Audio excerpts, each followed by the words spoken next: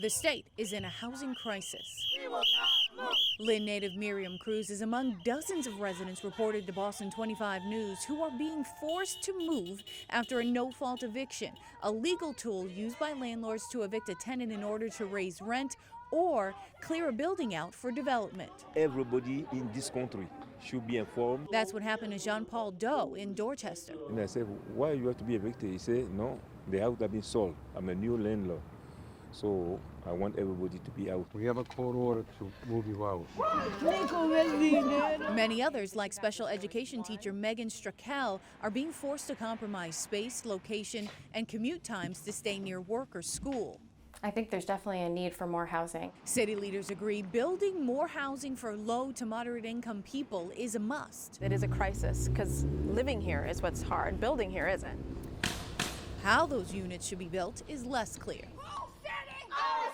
Tenants' rights groups are pushing for better, fair housing legislation and policies for renters. Our feelings are to turn this project down. It is not good for our town. It's not good for our community. Homeowners in the slow-to-build suburbs want fewer units and more control over what's being built in their community. The YIMBY movement is a movement focused on how can we reintegrate our regions and our communities to make sure that we have housing opportunities for everyone. Jesse Kanson-Bevanoff leads the YIMBY, or the Yes in My Backyard movement in Cambridge, and he says the best solution to solving the housing crisis is putting the people who actually live in these neighborhoods in the driver's seat instead of bureaucrats and developers. We're in a housing crisis that is most directly impacting low-income communities in the urban core of Boston. The YIMBY movement wants eco-friendly construction near public transportation focused on low to moderate income units.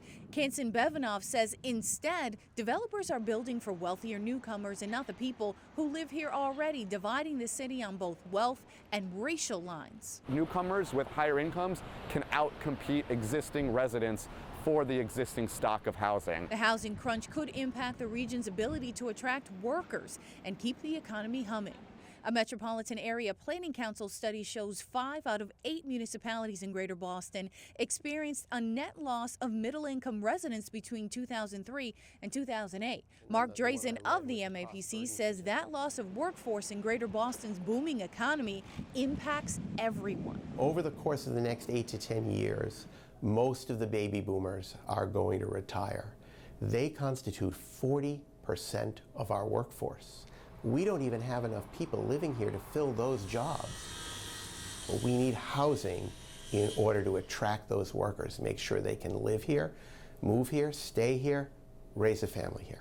Experts in this field tell us that the building that's happening now is just not enough, and it will take support from lawmakers on Beacon Hill to reach affordable housing goals. For more resources, go to our website at boston25news.com. You can also see all of the stories in our Priced Out series there. What's been your experience? Tweet me at Crystal Haynes. I'm Crystal Haynes, Boston 25 News.